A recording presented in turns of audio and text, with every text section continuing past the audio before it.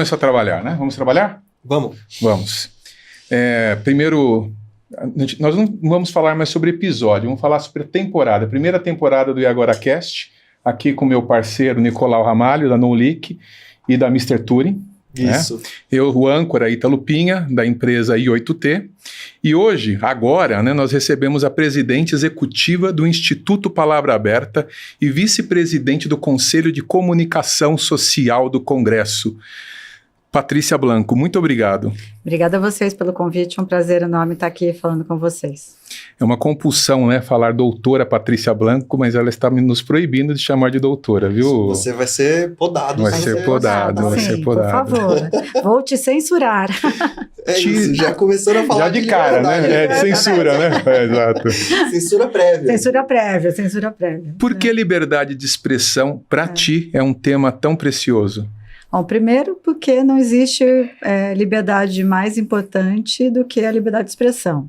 Né? O fato de nós podermos nos expressar, falar o que a gente pensa, comunicar, expor os nossos sentimentos, as nossas posições, quem nós somos a partir da comunicação, só é possível a partir do direito fundamental da liberdade de expressão.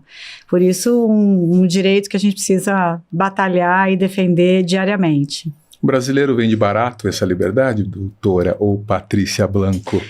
Não sei se vende barato. Eu acho que o brasileiro já entendeu que a liberdade de expressão é um patrimônio pessoal, individual e realmente um direito fundamental. O que eu vejo é que muitas vezes há uma confusão do conceito da liberdade de expressão. Uma confusão no sentido de que nem tudo pode ser dito. Eu não posso simplesmente usar o escudo de proteção constitucional da liberdade de expressão para atacar, para acusar indevidamente.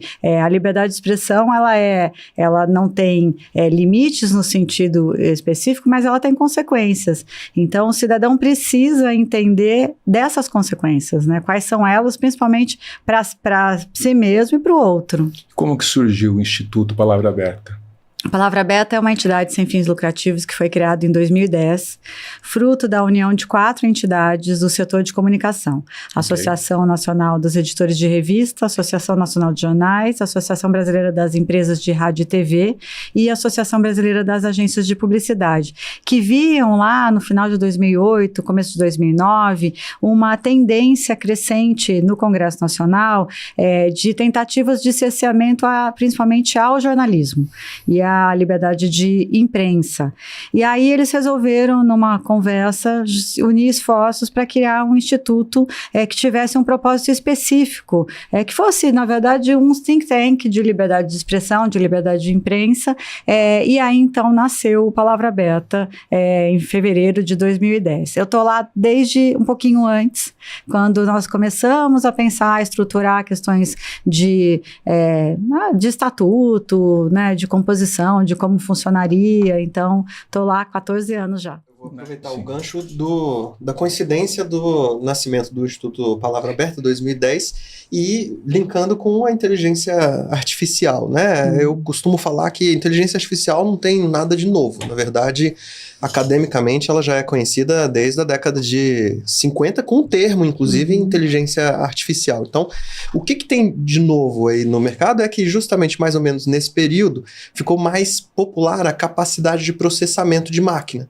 Então, a gente vinha, usualmente, usando inteligência artificial no nosso cotidiano o tempo todo, desde a década de 70, já em larga escala no mercado, só que a inteligência artificial por regra, né? Você colocar uma regra e esperar uma resposta específica. Se isso, faça aquilo outro.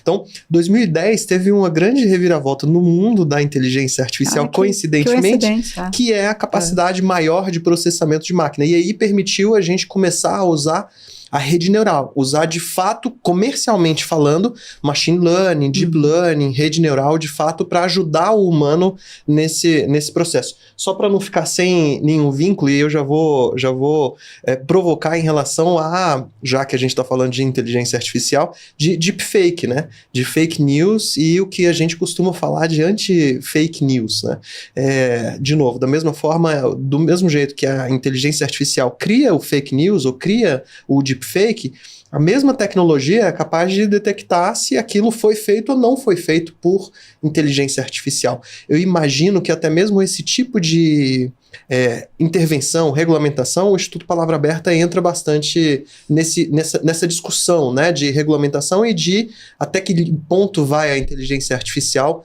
junto à mídia desse jeito, né?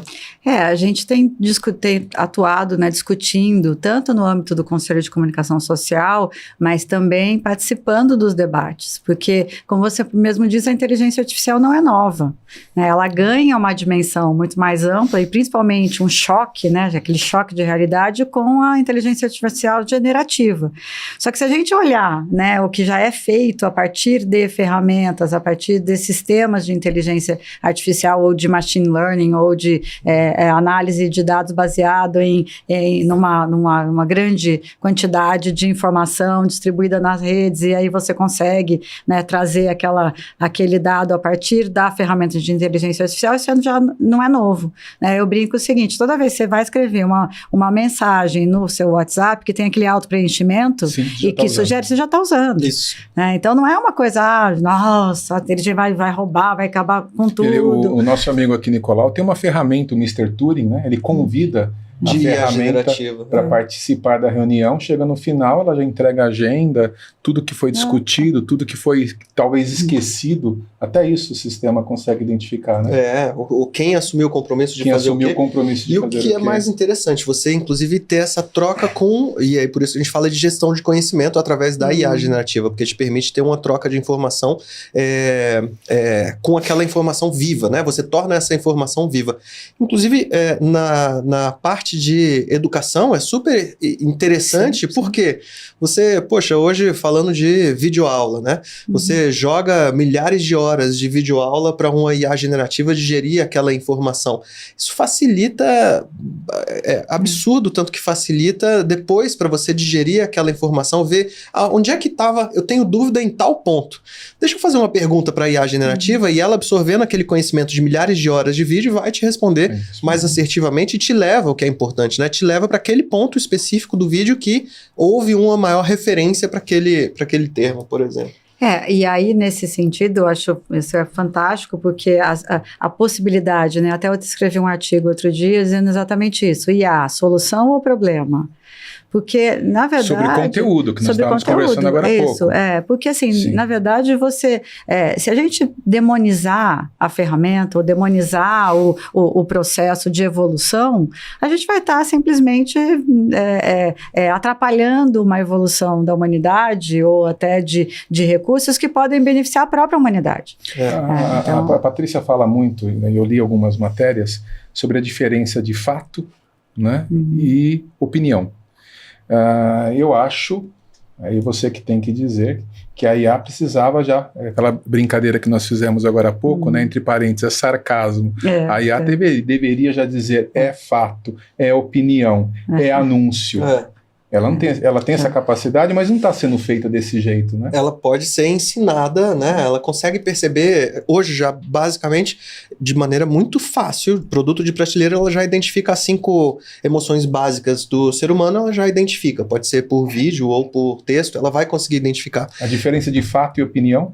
Pois é, aí é onde vem o homem, de novo, para poder ter uma inteligência artificial correta e adequada para aquele ponto. Vou explorar um pouquinho mais isso que a gente falou, até voltando. Realmente, a gente não está falando de nenhuma novidade. Tecnologia impacta no mercado de trabalho desde quando inventaram a roda, né? Inventou a roda, eu acho que precisou de menos gente para empurrar o carro, empurrar a mercadoria, seja lá o que for. A substituição dos cavalos, né? Exato. O que vai fazer com tanto cavalo, né? O que aconteceu com os carroceiros, né? Junto com a episteme vem a tecnologia.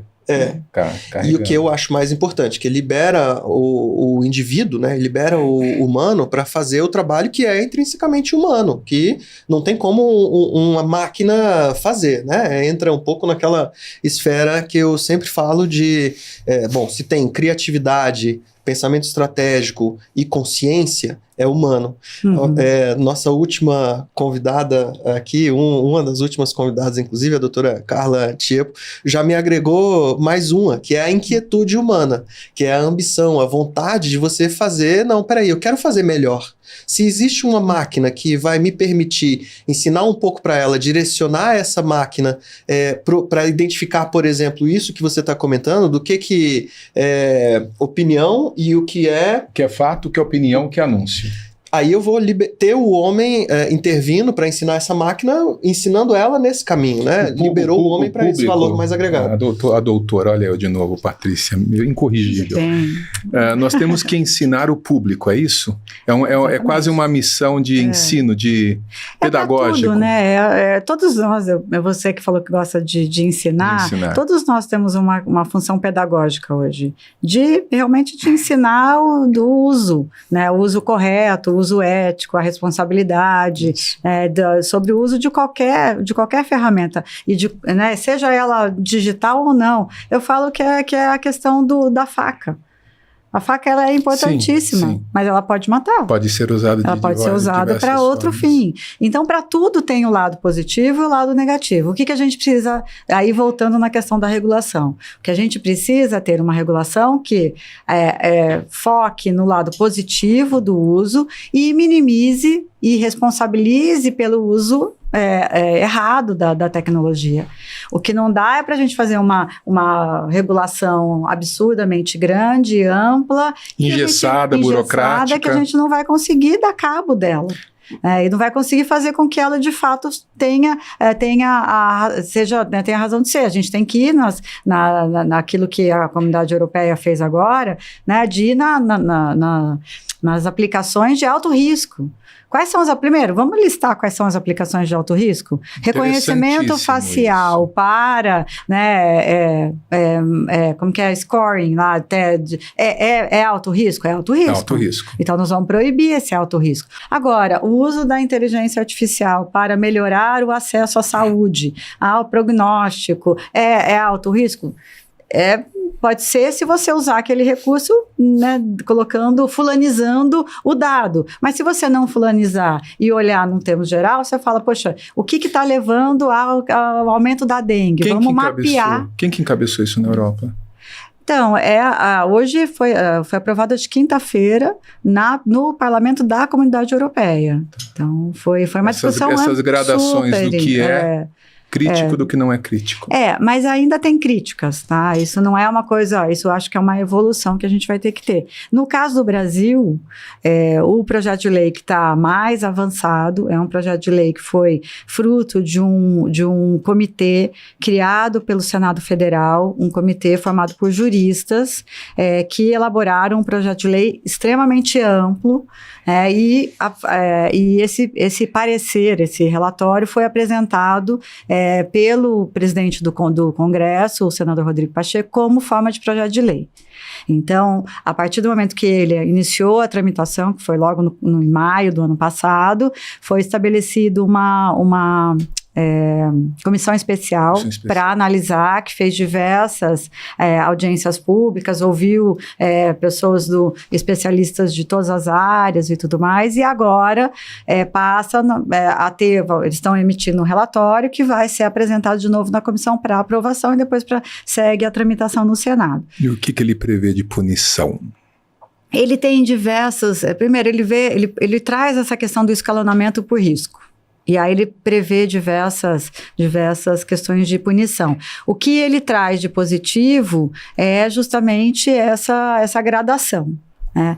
O que ele traz de problema? Ele é muito amplo, muito grande demais e que pode, de fato, engessar o avanço de startups, de inovação que não vão conseguir avançar por conta de tanta burocracia que é trazida ali. E tem um ponto fundamental que o projeto não traz, que é a questão da educação para o uso da IA.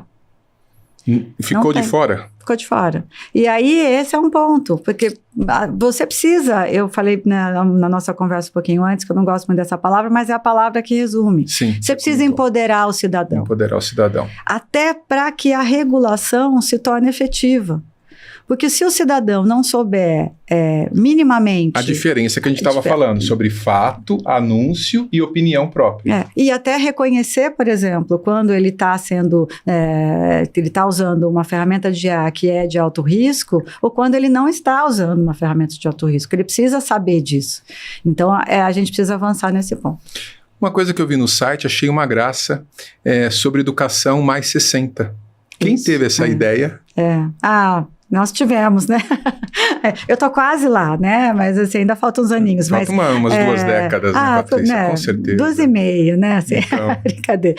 Mas o fato é o seguinte, quando a gente começou o Palavra Aberta, então ele nasce nessa função de ser um defensor da liberdade de imprensa, da liberdade de expressão, do direito ao acesso à informação, e o que a gente começou a ver? Que existia uma falha ali. Na medida em que a gente tinha uma democratização das ferramentas de acesso e também de comunicação propiciada pelas redes sociais, e poder de publicar, hoje todos nós temos poder de publicar e de nos tornarmos com um baixo investimento inicial, um broadcast, quer dizer, a gente pode ser uma mídia, nós todos somos mídia hoje. Sim.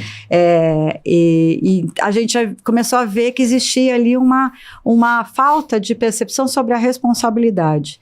E aí a gente começou a ir atrás de iniciativas que tinham, olha, mas como que eu posso melhorar o entendimento sobre a liberdade de expressão? Como eu posso melhorar o entendimento sobre o papel do jornalismo, sobre o que é publicidade? E aí nós nos deparamos com essa área que mais 60 seria mais crítica? Seria menos informada?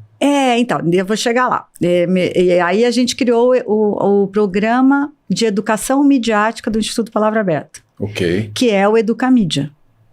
O Educamídia... Faz parte dentro da estrutura do Palavra Aberta, faz parte, está junto com as publicações. Ele, na verdade, é um programa que reúne tudo. Tá. Ele estudo, a gente estuda, analisa o que está acontecendo, a gente faz publicações, eventos, de debates, a gente faz formação de professores, educadores, de jornalistas sobre a temática da educação midiática e a gente faz o advocacy. Então, a estrutura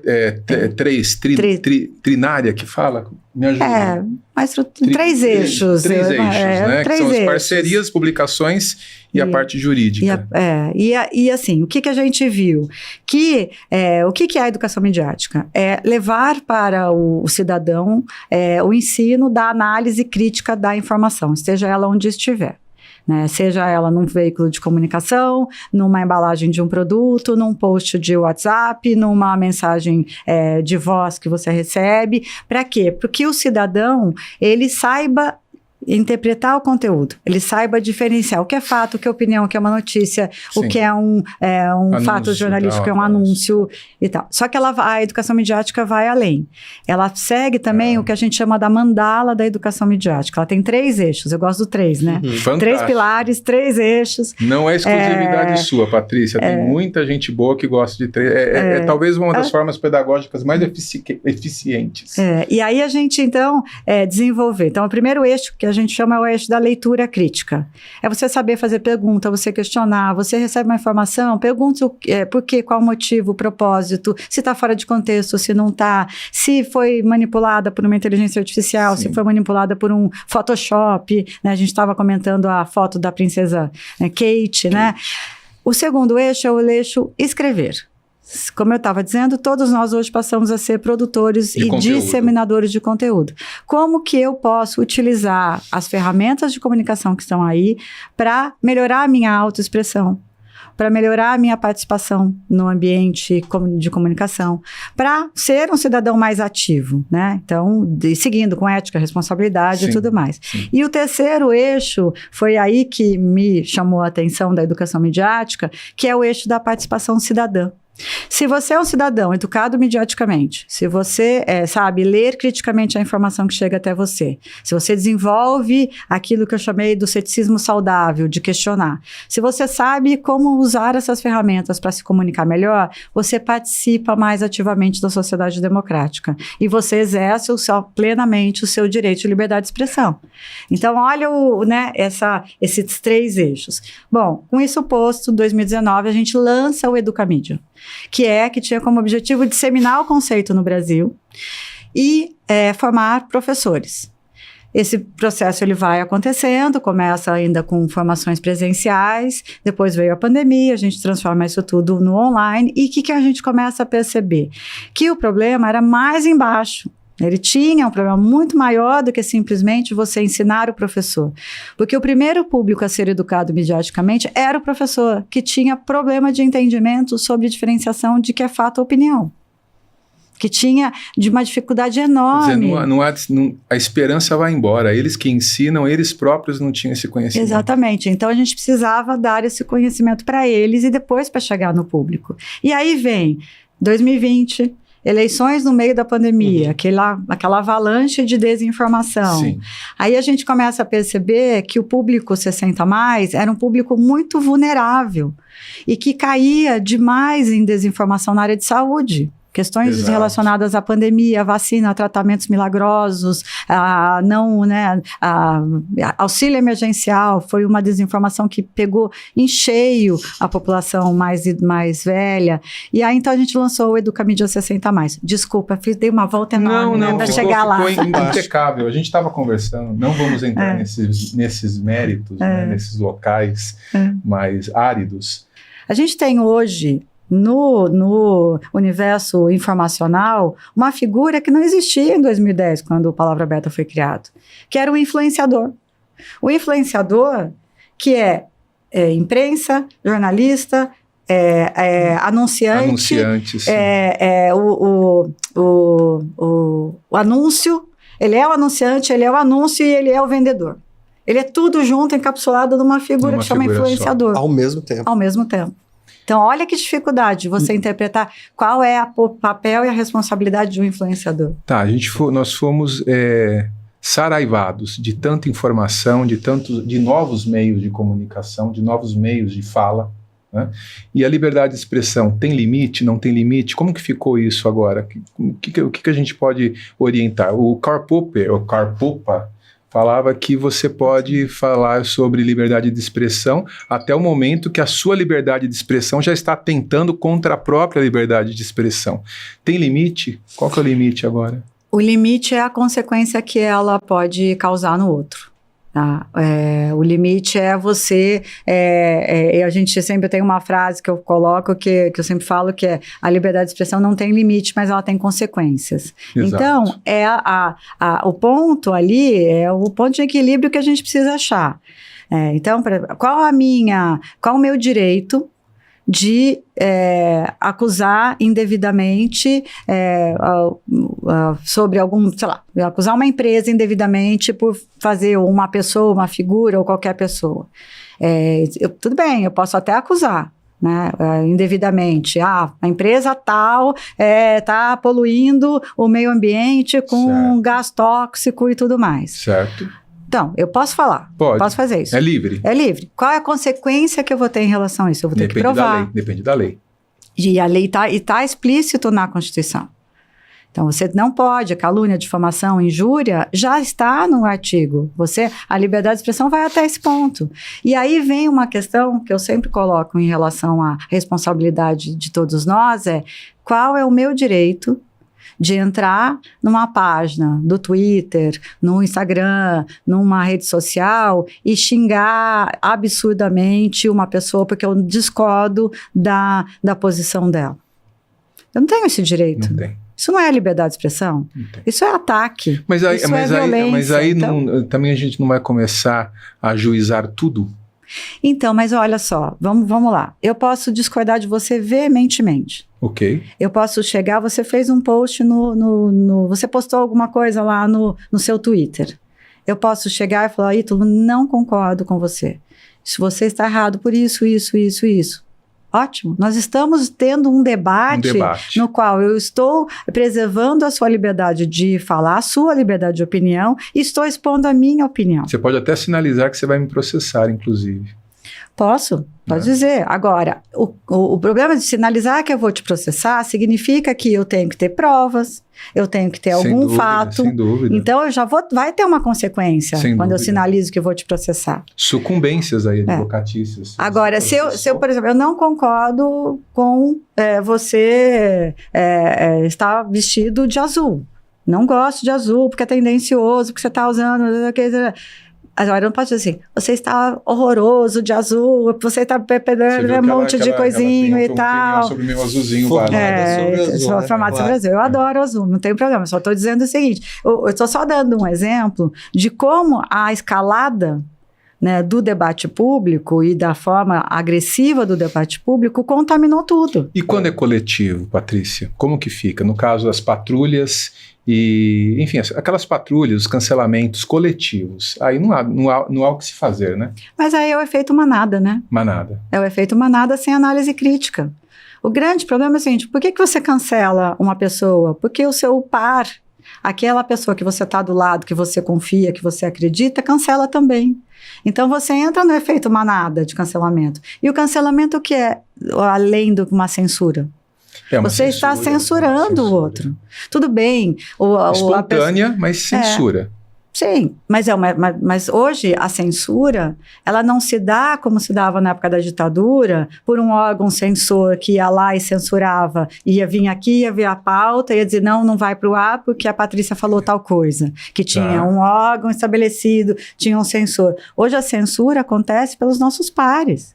Acontece quando eu não me sinto com liberdade, não me sinto confortável de publicar uma coisa, porque eu vou ser criticada, eu vou ser denunciada, eu vou ser cancelada.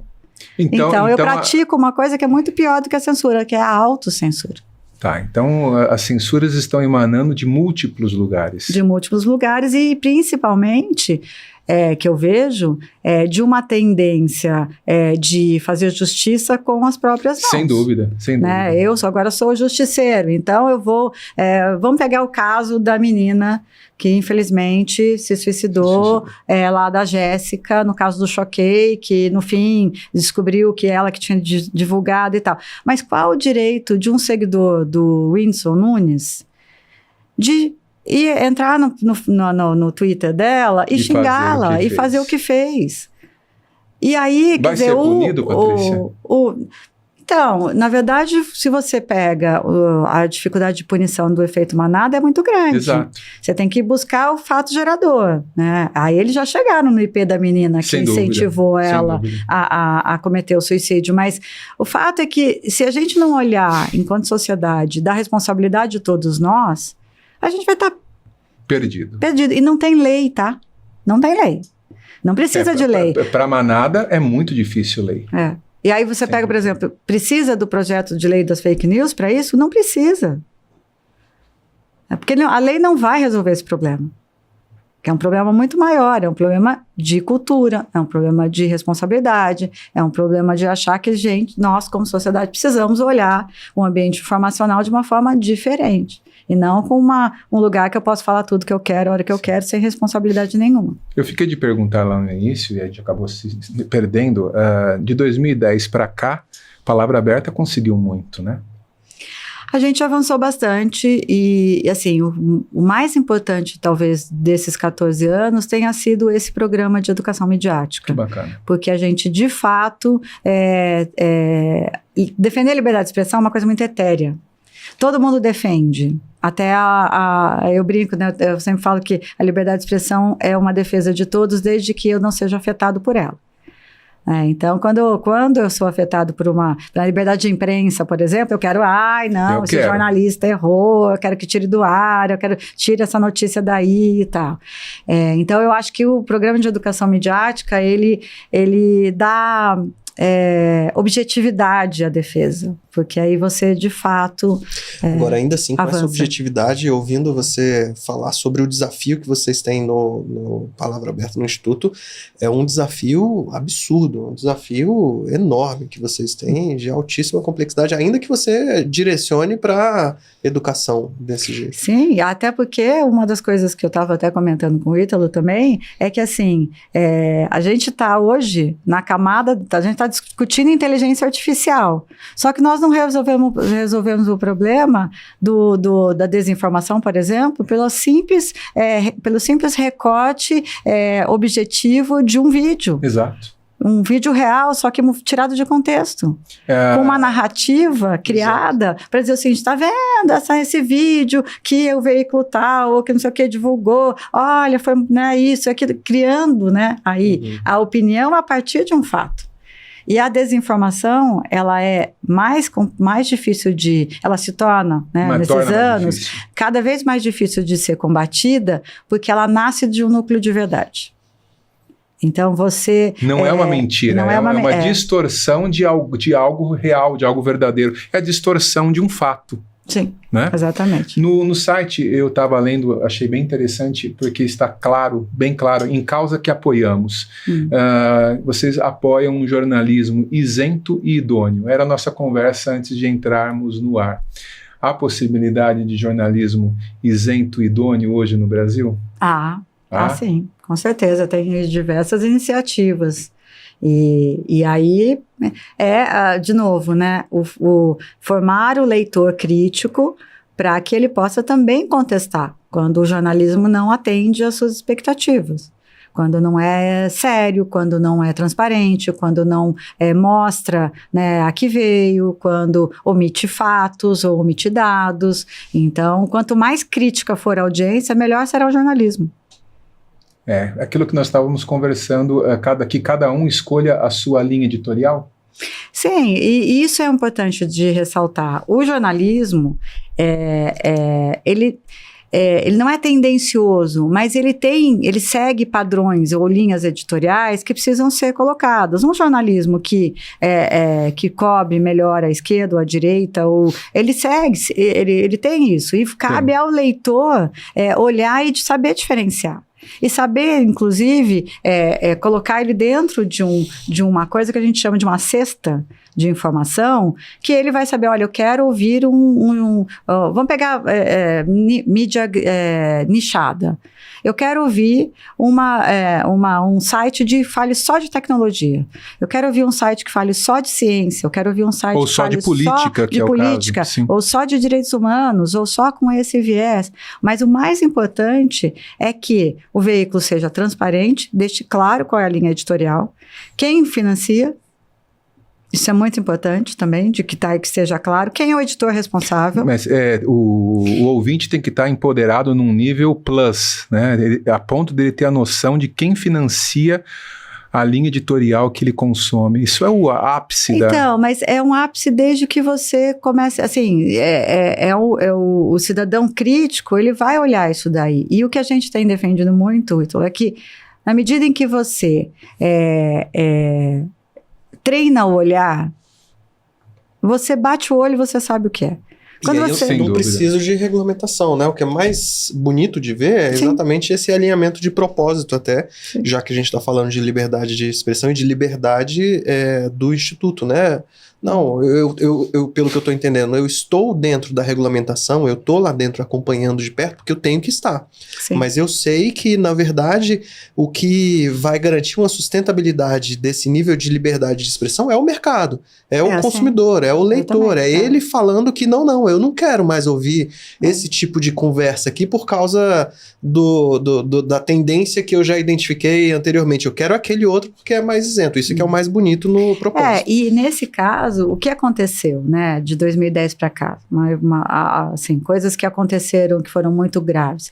Já existia e sempre existiu um questionamento sobre os veículos de comunicação. Sempre. Acho que no mundo todo, no mundo inteiro. Uma crítica, só que aqueles agentes que gostariam de ter a mídia controlada, a imprensa controlada, o que eles fizeram? Eles aumentaram as críticas.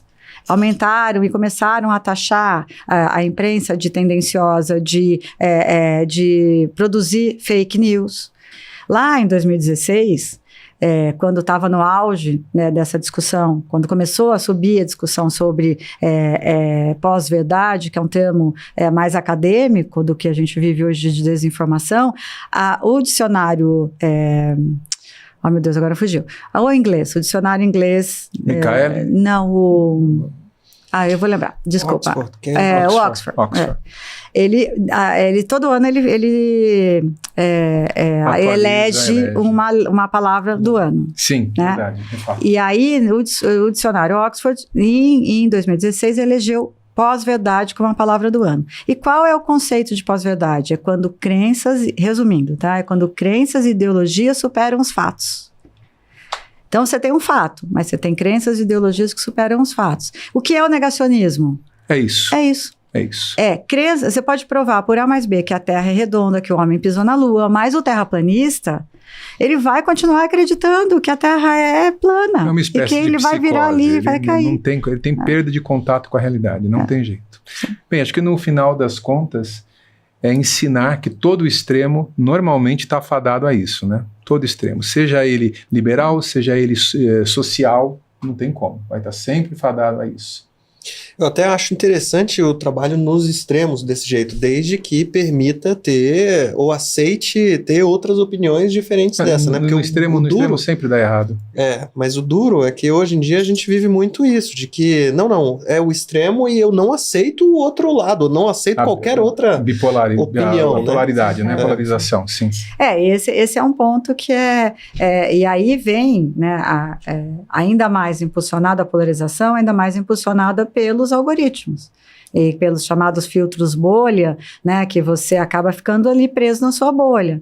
Se você de fato, né, eu brinco, né, eu sou do interior de São Paulo, sou de Piraju, uma cidadezinha pequenininha. Piraju. Que legal. E aí eu brinco, né, que se eu lá morasse em Piraju e fosse o terraplanista lá em Piraju, só que antigamente eu estava sozinha em Piraju, né, quietinha lá no meu canto, então não sei o que, acreditando que a Terra era plana. Né? Havia um firmamento sobre a Terra, né, aquela coisa toda, não sei o quê. O que as redes e a internet possibilitou?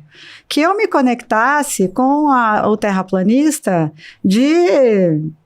do Alasca. Do Alasca. Que aí no terraplanista do Alasca se conectasse de repente, a gente virou uma comunidade. Olha só, não sou sozinho. Não estou sozinho. Olha que coisa linda, maravilhosa. Como se a comunidade justificasse o fato, né? Exatamente. E não justifica. E aí, né, qual aí vem o problema do negacionismo? Eu acabo começando a consumir só conteúdo que que valida meu ponto de vista. E o algoritmo ajuda você absurdamente a isso. Exatamente, ele vai isso. Até, não sei se vocês viram, recentemente teve um terraplanista famoso, um influenciador terraplanista famoso. Se é que é possível existir terraplanista famoso. Então, e o pior é que pior que existe, né? No universo da internet tem de tudo, né? Ele saiu até no estado de São Paulo uma matéria sobre ele, dizendo que ele tinha se enganado. Olha que coisa linda, maravilhosa. Né? Lindo. Voltando um pouquinho para educação midiática, e aí trazendo com um paralelo de inteligência artificial. Existe algum tema em pauta que vocês estão pensando em usar mais a inteligência para facilitar, tornar mais acessível? Seja para o professor, que realmente não tinha me tocado que a gente precisa educar os educadores sobre o tema, né? Então, seja para o professor se educar sobre isso, ou começar a usar a inteligência artificial no seu trabalho, ou para os alunos, como é que vocês estão vendo isso? Posso interromper? Ela trouxe um material que eu gostaria que você mostrasse. Posso? É possível? Claro, sim. Tá? Então, já te respondendo, sim, a gente tem, já até tá no site, lançamos a semana passada, um primeiro guia, que é o guia básico de IA. IA e educação midiática. Nós tínhamos um suporte, ele sumiu. Não está na mesa agora, mas pelo menos ali a gente apoia um pouquinho. Mas o que eu achei incrível é essa percepção dos professores. Sim. Eles são os primeiros a estar empoderados. Se não estiverem empoderados, eles não tem e o professor é um multiplicador fundamental. Exato. O professor fala com 30, 60, 90 alunos diferentes num período. Se ele tem 3 aulas, 4 aulas, ele fala com essa quantidade enorme de crianças e adolescentes. Mas respondendo a sua pergunta, Nicolau, a gente tem, a gente está criando o que a gente está chamando de pacote de IA e educação midiática. O primeiro foi um e-book que a gente acabou de lançar semana passada, que é a ponta de lança para ensinar o professor a entender, né, o que é a inteligência artificial e como que ele pode utilizar isso a partir da educação midiática. A gente já fez materiais no ano passado, esse tal de ChatGPT. Né, o que é isso? Como que o professor pode utilizar o ChatGPT de uma forma melhor? Como que ele pode melhorar a pesquisa, né? Então, o melhor prompt. Como que eu melhoro o prompt, né? Como eu faço as perguntas corretas? Quais perguntas que eu posso fazer? Como que eu analiso a resposta que a IA generativa me dá? Né? Como que eu posso utilizar melhor as ferramentas para isso? E menos enviesada. Só que a gente está numa linha que é mais do conteúdo da IA do que da IA propriamente dita.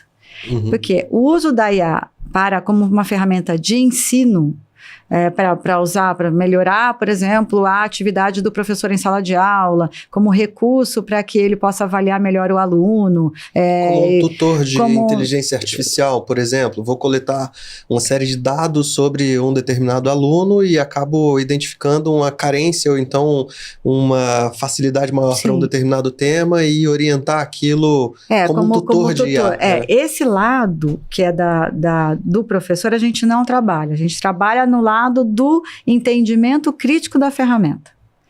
Que é justamente a camada de educação midiática dentro da ferramenta. E a gente está soltando nos próximos dias mais a gente vai soltar ao longo desse semestre um conteúdo a cada 15 dias, com planos de aula, com dicas de como o professor pode utilizar melhor a ferramenta e assim por diante. Eu tenho o desejo só de parabenizar o Instituto por isso, é muito bonito. Obrigada, eu trabalho agradeço. Importantíssimo, mas realmente me assusta a complexidade e a amplitude disso. Não é um muito desafio bonito. Fácil, não. Essa sua cadeira, ela é bem o bom, pesada, desconfortável. O bom, Nicolau, é que a gente está, assim, de 5 anos para cá, do Educamídia, a gente conseguiu avançar muito.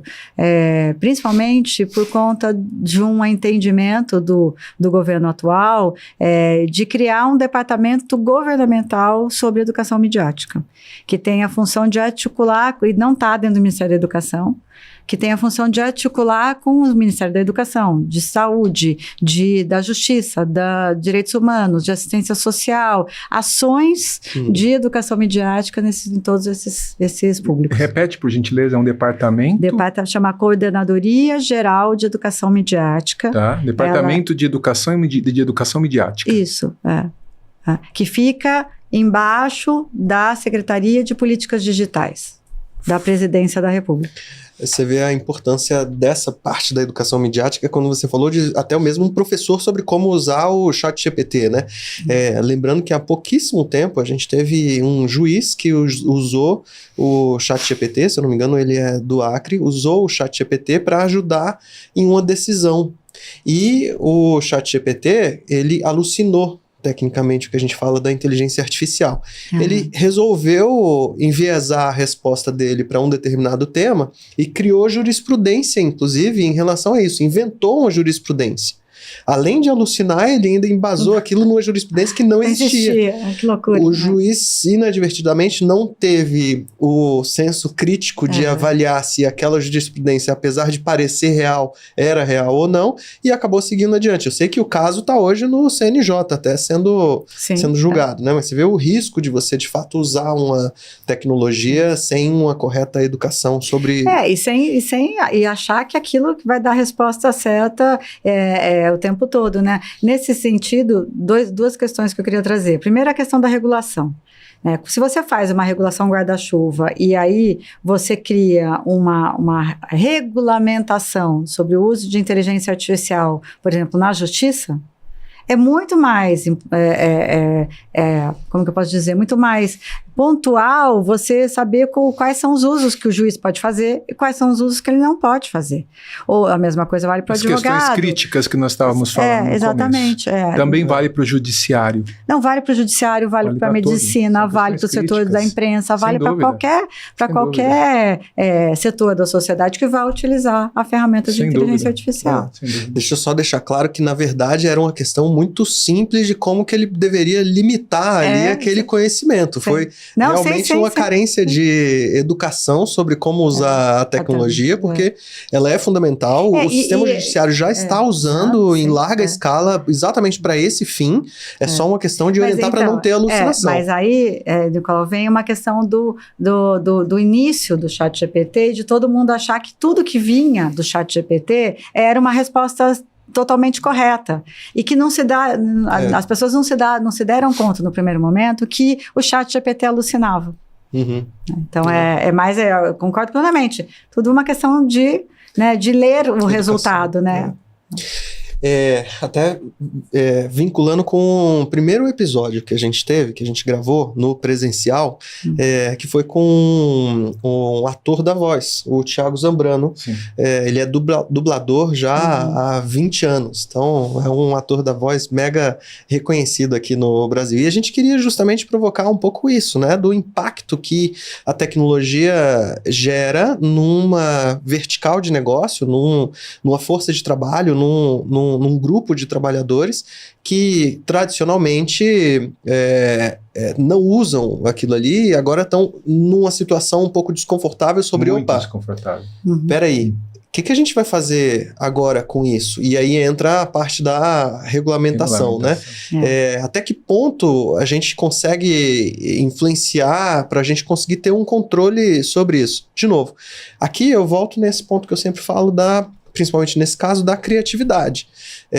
Hoje, com a tecnologia que a gente tem disponível hoje, a inteligência artificial ela não consegue ter um papel criativo, genuíno desse jeito. Então, na minha visão, pelo menos, isso muda o modelo de trabalho, mas não muda o trabalho. O ator, ele continua sendo fundamental para ele conseguir dar aquele salzinho na dublagem que a tecnologia vai permitir que ele faça 10 dublagens e não uma, e ganhe muito mais dinheiro, inclusive, e acabe se liberando também para conseguir trabalhar no que é genuinamente dele, que é justamente essa parte da criatividade. E aí eu sinto e faço até essa provocação. Eu acho que faz super sentido essa discussão, inclusive dos dubladores, né, junto com o Instituto Palavra Aberta, para ter essa força e esse domínio seria impossível, mas pelo menos para ter uma orientação do que fazer, até onde vai, né? Ter uma cadeira de voz ativa dentro dessa regulamentação. E aí nesse caso, o próprio Conselho de Comunicação Social tem representantes do setor produtivo da cadeia de audiovisual, que seria muito importante ter uma conversa. Tem uma conselheira lá que que batalha e tem trazido os questionamentos em relação, por exemplo, tanto a questão de dubladores, de outros, né, dentro da cadeia da produção de audiovisual, você tem uma série, né, de profissionais que podem sofrer consequências a partir do uso de ferramentas de inteligência artificial, né? Na área, por exemplo, do jornalismo, o uso de todo o banco de dados, o acervo de todos os veículos de comunicação, eles foram usados para treinar as IAs generativas. E aí, a partir de agora, ele vai continuar gerando muitos. O New York Times foi o primeiro veículo a fechar, né? A Folha de São Paulo fechou, o Globo fechou. Então, a partir do lançamento do ChatGPT, por exemplo, eles, de lá para frente, eles conseguiram barrar, estancar. Mas e de trás? né? Quem paga por esse conteúdo gerado que treinou a ferramenta, e como né? fechar também, né? E como fechar, você não tem como, que é quase domínio público, Sim. né? Então, mas eu acho que é interessante até direcionar via Conselho de Comunicação Social, porque a gente vai fazer, no âmbito do Conselho, uma audiência pública em junho sobre IA. Uhum. A partir do relatório. Em julho agora, junho. Junho. Tá. Então, pode ser uma forma de unir esforços, sim. Eu acho super importante. O Grupo Gazeta, inclusive, recente, pegou todos os seus anuários com informações amplas, informação muito grande, e disponibilizou por inteligência artificial generativa para toda a sociedade ter um acesso mais franco, mais transparente sobre o conteúdo que ele gerou, e imagina o tanto de dados que eles fizeram em relação a isso. Foi uma experiência boa, né? Diante de outras que não são tão boas assim. Nós precisamos empoderar esses profissionais também. Exato. O Instituto empoderar. Não é só o público. E esse é o nosso propósito aqui com esse podcast também. É exatamente fazer esse tipo de discussão, esse tipo de formação, de educação sobre o tema, né? Eu acho fundamental. E é um espaço super, super importante e relevante, porque assim, uma coisa que eu tenho falado muito, Nicolau, é que não dá para a gente terceirizar a responsabilidade. Se a gente quer ter uma sociedade, né, humanizada e responsável, todos os agentes têm que atuar em conjunto. Lutar. Tem que lutar juntos. O risco que uma empresa, que é o lado empresarial, né, uma empresa corre hoje de fraude, de golpes. A gente teve um caso recente de um golpe, acho que foi no Taiwan, né, que entrou... Enorme. Inclusive a generativa por vídeo. Sim. Eles criaram vídeo. Exatamente. Então, assim, se todos nós milhões temos... transferiram Você soube desse? Não. Se eu não me engano, o Chief Financial de uma empresa de Singapura recebeu uma ligação, inclusive por vídeo. Pedindo para transferir alguns milhões para uma conta que ele desconhecia, uma filial, mas como ele olhou o vídeo e viu que tudo fazia sentido, ele transferiu. Foi uma fraude de milhões. Sim. Acho que 27 milhões de dólares. E tanto que o Fórum Econômico Mundial listou, né, como um dos principais desafios. Risco, né? Alto risco a desinformação. E aí a desinformação criada por IA, ela tem um potencial muito maior. Então as empresas também têm que se engajar. E tem que se engajar não pensando simplesmente no lucro ou no não lucro, mas em atuar também como tendo uma voz ativa, né, nas discussões. E que seja pelo amor e não pela dor, né? O propósito que você estava fazendo em relação bom, ou vai ser por uma regulamentação, e eu gosto muito dessa ideia de que não, somos nós que vamos orientar pela educação, pela vontade própria, pelo mercado, né? E é um caminho sem volta, não tem como. Eu sempre cito um exemplo de que teve uma competição numa universidade norte-americana que foi comparar diagnóstico por imagem sendo feito pela inteligência artificial e diagnóstico por imagem sendo feito por médicos especialistas. A acurácia do diagnóstico por imagem pela IA ficou em 94%, dos médicos ficou em 96%. Então, se a gente parasse por aí, a gente ia concluir que, bom, não serve para fazer diagnóstico por imagem. Agora, o passo seguinte foi justamente colocar o homem e a máquina trabalhando junto, identificando a IA, identificando um volume absurdo de diagnósticos, vendo onde é que não tinha problema, com certeza, onde ela tinha dúvida, jogava para o homem, para o especialista, validar se era ou não era problema. Além de aumentar exponencialmente a quantidade de diagnósticos que eles conseguiram, a acuracidade passou para 98 ponto tanto por cento. Esse é o exemplo perfeito de usar a tecnologia com o homem, e é um caminho que a gente fez. Isso não é novidade. Não é novidade. Isso é assim que a gente trabalha com tecnologia já desde sempre. Então, é essa linha. Não, isso é fantástico, esse seu exemplo é maravilhoso, até porque eu acho que se a gente, de novo, demonizar a tecnologia, a gente não vai chegar em lugar nenhum. Ou não teria feito nada de tudo isso que a gente fez hoje. Exatamente, né? E as potencialidades que a gente tem, por exemplo, no caso da área de saúde, gente, pega o Sistema Brasileiro de Saúde, se você tem uma ferramenta que seja minimamente de simplesmente juntar fichas de saúde de um paciente na cidade de São Paulo, olha o ganho que você tem em relação ao conhecimento daquele paciente. Sim. E essas conexões, né? Juntar esses milhares de dados e fazer conexões que o homem sentido, não conseguiria fazer sem a máquina. Perfeito. Eu vou tomar a palavra. Por favor. Patrícia, eu estou saindo mais esperançoso, espero que todo o público que está nos assistindo também saia mais esperançoso em questões de liberdade de opinião, de expressão, realmente um público mais empoderado. O que a Palavra Aberta pode deixar agora, 2024, 2025? Quais são as diretrizes, o que vocês têm de objetivo para finalizar a nossa entrevista incrível? E obrigado. Imagina, eu que agradeço. Então, 2 coisas muito rápidas. Primeiro, 2024, então nós temos eleições municipais. Okay. O combate à desinformação no período eleitoral, ele é fundamental. Então, eu convido todos, se tiverem interesse em se tornarem também um agente disseminador desse movimento que a gente criou, é o hashtag #FakeToFora, quem vota se informa. É uma trilha de educação para a democracia com educação midiática voltado para o ensino médio, mas também... Repete, por gentileza, FakeToFora. FakeToFora, direto faketofora.org.br, é o nosso site, e é uma trilha voltada justamente para combater a desinformação do período eleitoral a partir da formação cidadã mesmo. Então, que é a democracia, como é o sistema eleitoral brasileiro, os 3 poderes, as eleições municipais, né, e assim por diante. De todas as eleições, essa é a primeira vez que acontece? É o segundo. Já é o segundo. A gente fez em 2022, o resultado foi muito interessante e importante, a gente então retomou, e a ideia é que ele se torne um projeto de longo prazo visando 2026, que também eleições presidenciais. Que aí que eu quero ver, né? Aí que vem Então esse é um ponto, e assim, o que nos move muito no Palavra Aberta é que a gente tem evoluído.